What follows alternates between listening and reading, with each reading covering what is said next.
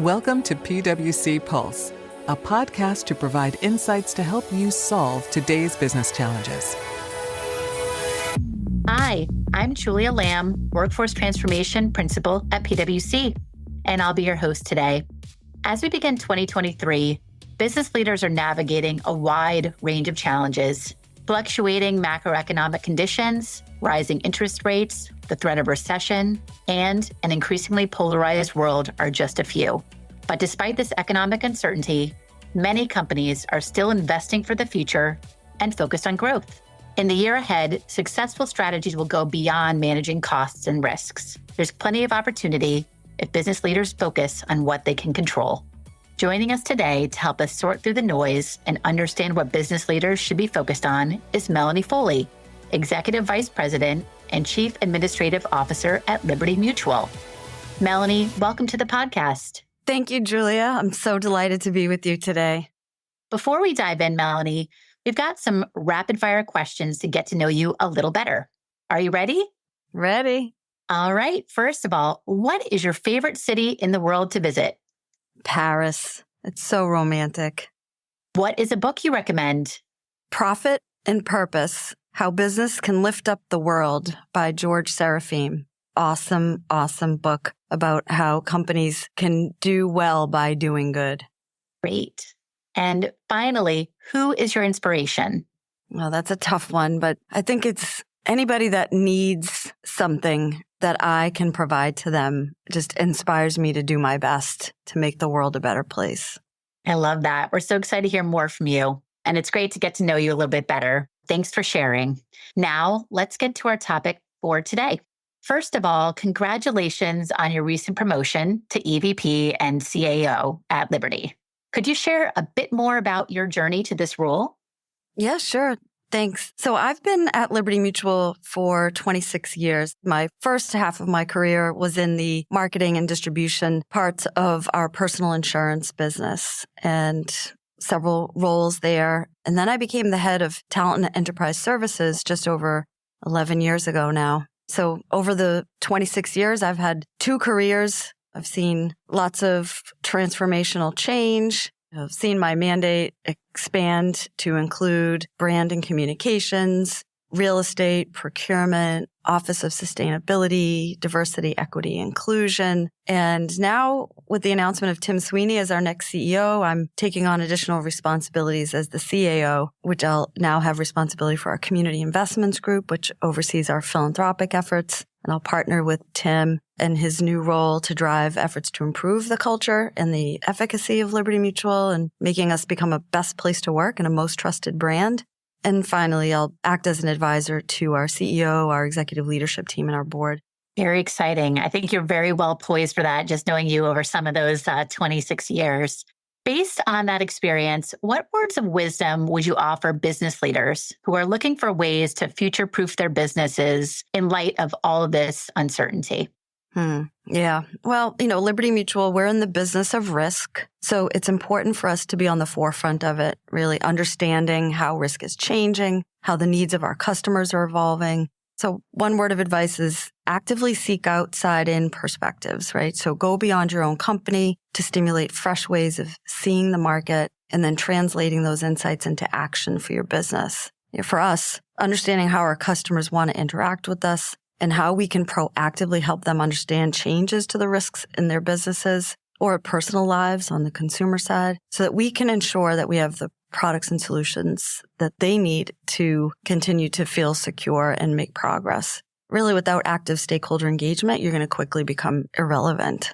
But, with this uncertainty and constant change that companies are experiencing, it creates opportunities. And whether that's a new product opportunity in the area of emerging risks, for us, that's like cybersecurity or energy transition, or just innovation within existing product lines to create better, more customized products and experiences. And then finally, I would say have a strong focus on innovation. It's critical. Really understanding what's happening in the market, how companies are looking to disrupt you. And last bit of advice is continue to, work on building a high performance culture, focus on DEI, have an environment where employees aren't afraid to take risks and that they can fail safely and generate critical learnings from their failures.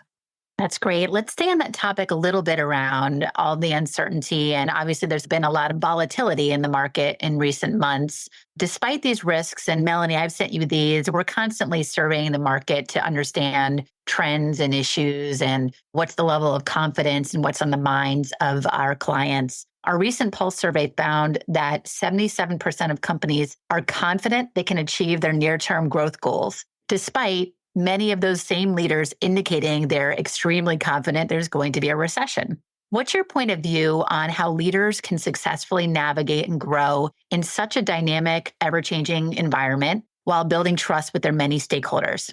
What bright spots do you see?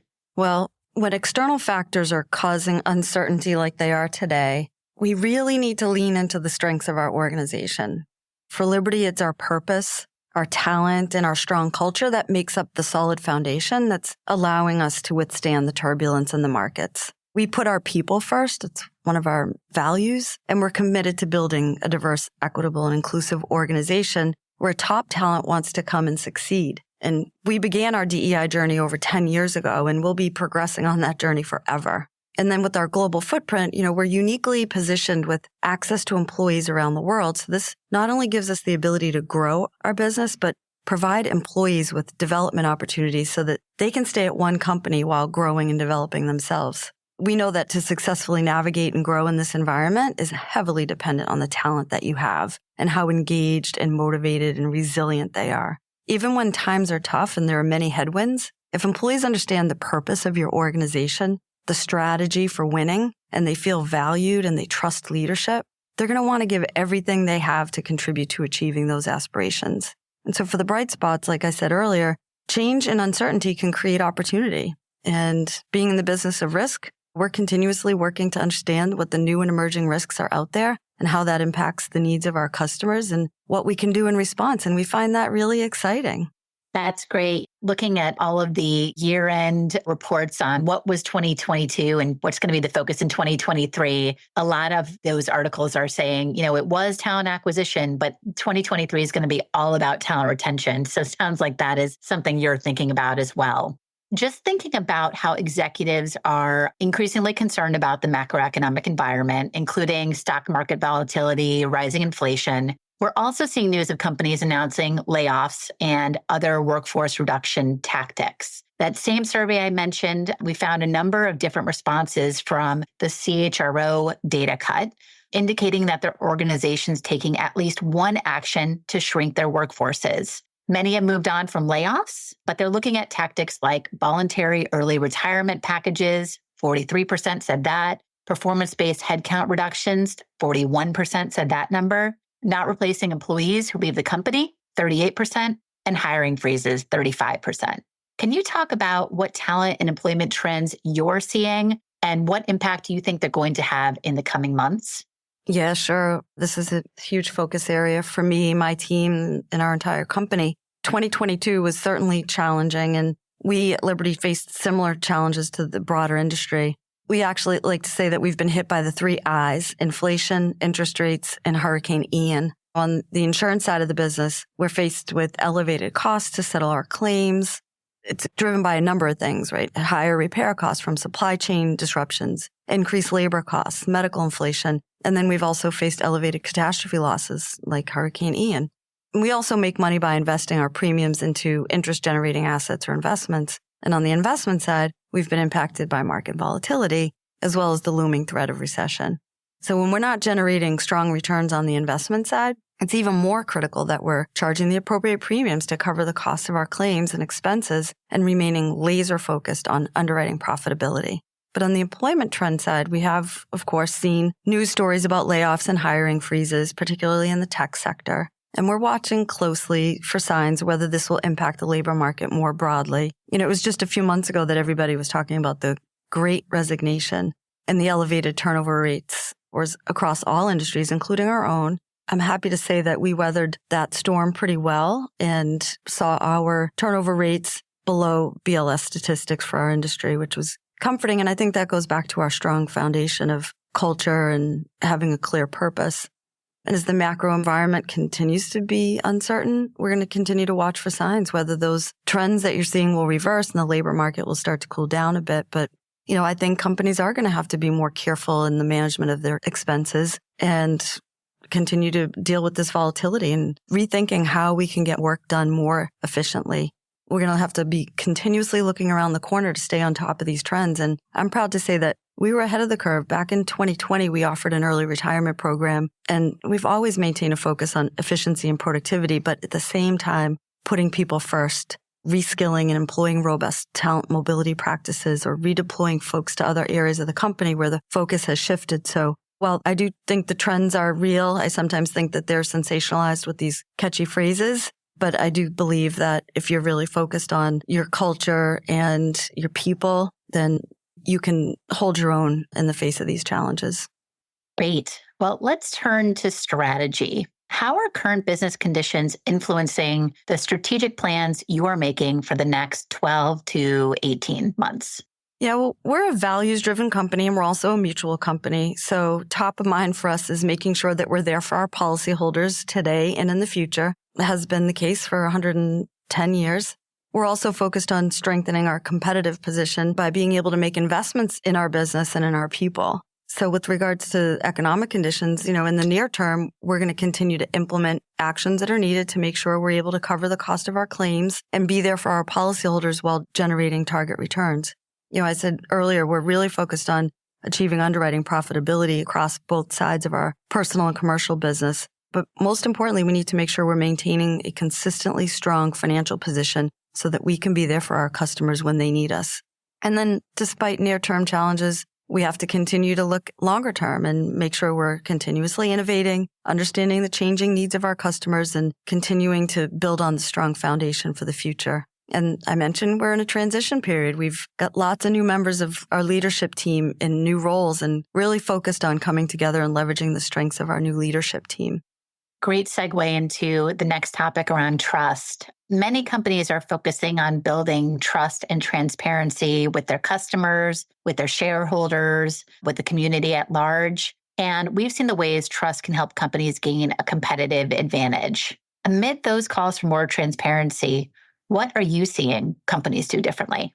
Well, we're seeing employees that are increasingly looking to their companies to speak out on social issues, even if they don't necessarily relate to their day-to-day business operations. So you're seeing companies grappling with when and where to speak out on various issues. And we're also seeing more and more companies realize the importance of sustainability and engaging with the communities. And we do this by starting with our identity and values, our core attributes that define us as a company. And we use our identity and values as the foundation for how we think about how we're going to engage with larger issues in society. More internally to the company, we also see our employees increasing their expectations of trust and transparency from leaders. Employees want to feel heard. They want to know that the company is taking action based on their concerns. And so companies need to show that they're authentically listening to their employees and taking action. We've addressed this through launching a new employee listening strategy centered around what we call the moments that matter. So it's 9 key moments that our employees have told us are the most important to them. And the strategy's given us lots of great actionable insight on where we can improve. Employees tell us that we have opportunities in feeling valued by senior leaders. And so when you dig into that, they really want frequent, authentic communication from their leaders. They want to see how their work connects to a broader enterprise purpose. And they want to see how their voice informs the actions the company's taking. And so we use this to respond. We recently launched a company-wide enterprise cascade of our strategy. We've asked every manager in the company to have a conversation with their teams on how their work connects to the company's larger purpose and our aspirations. And the feedback so far has been fantastic. Very exciting. And I know it's challenging to respond to all of the different asks that are coming on those individual managers. And actually, it's another good segue to the next topic around getting back to the office. So many of our clients are continuing to struggle with their return to office plans and even the role of the office in a post-COVID world.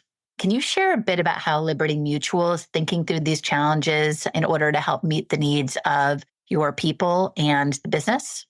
Sure. I think it's safe to say that this is something that we've all been grappling with over the last few years. If you think about it, we're going into the 4th year of this pandemic or post-pandemic.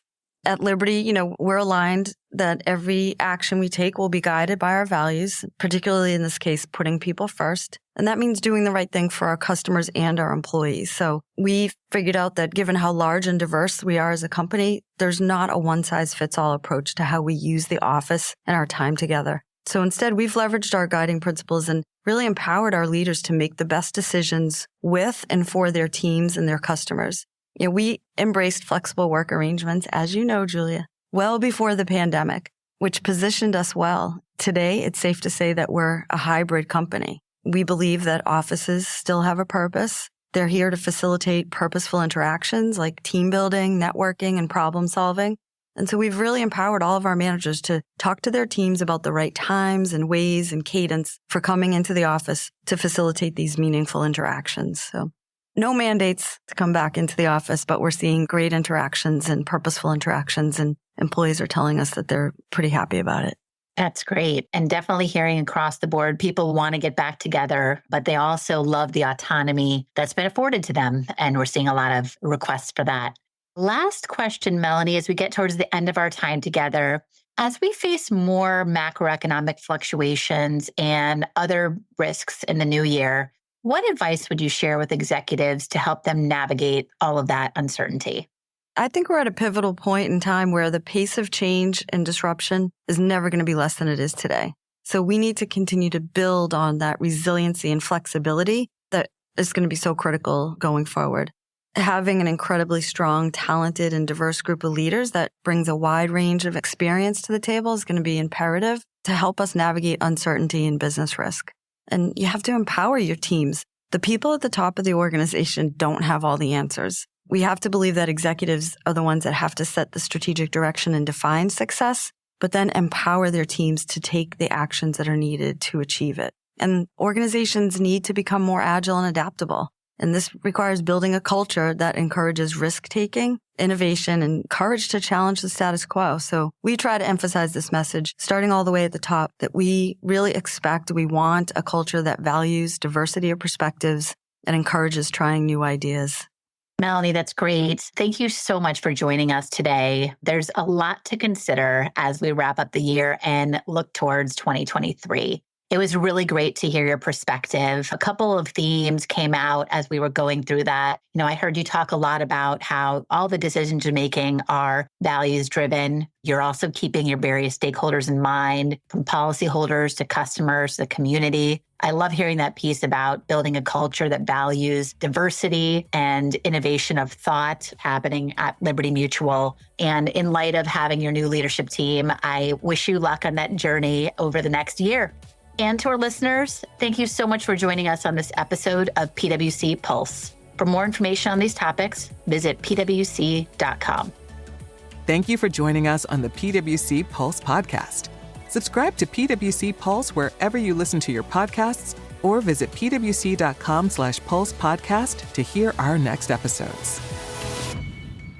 This podcast is brought to you by PwC, all rights reserved. PwC refers to the U.S. member firm or one of its subsidiaries or affiliates and may sometimes refer to the PwC network. Each member firm is a separate legal entity.